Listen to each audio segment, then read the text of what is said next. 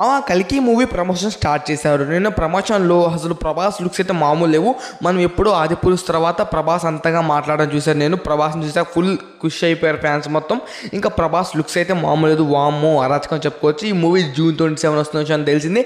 And ఇందులో బుజ్జి మన Keerthy Suresh voice ఇచ్చింది. ఆ ట్రక్ను అయితే ఇంట్రడ్యూస్ చేశారు. ఆ ట్రక్ అయితే మామూలు లేదు. అది కార్ లాగా మారిపోతుంది, బైక్ లాగా మారిపోతుంది. అసలు ఈ ట్రక్ అయితే మామూలు కాదు. ఒక గ్లిమ్స్కే అంత ఫ్యాన్స్ అంత వ్యూస్ వచ్చినాయి అంటే ట్రైలర్ టీజర్కి అయితే బ్లాక్ బస్టర్ అసలు హ్యాగ్ అయిపోయిద్దేమో నాకు తెలిసి. యూట్యూబ్ మాత్రం క్రేజ్ ఉంది.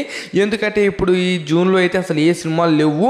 అండ్ మేల్లో కూడా ఏ మూవీస్లో థియేటర్స్ అన్ని ఎలక్షన్స్ మూవీలో మొత్తం హడావుడిగా బిజీగా ఉన్నాయి.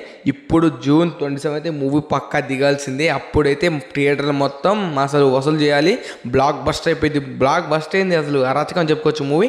అండ్ ప్రభాస్ లుక్స్ అయితే మామూలు లేవు. అండ్ ఈ మూవీ అసలు అరాచకం ఉండబోతున్నాం ప్రభాస్ గారు చెప్పారు.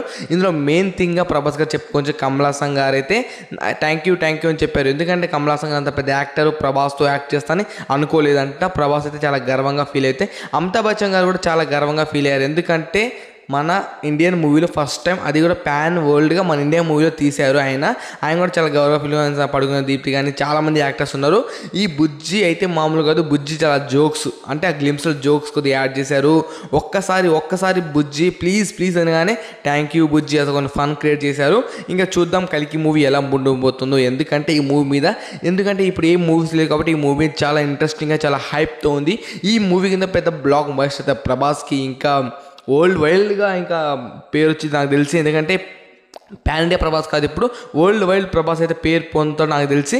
ఎందుకంటే కృష్ణరాజు గారు ఉంటే చాలా ఆనందపడతారని వాళ్ళ పెద్దమ్మ గారు వచ్చారు. చాలా అందరూ హల్చల్. మరి సబ్స్క్రైబ్ చేసుకోండి మీరు.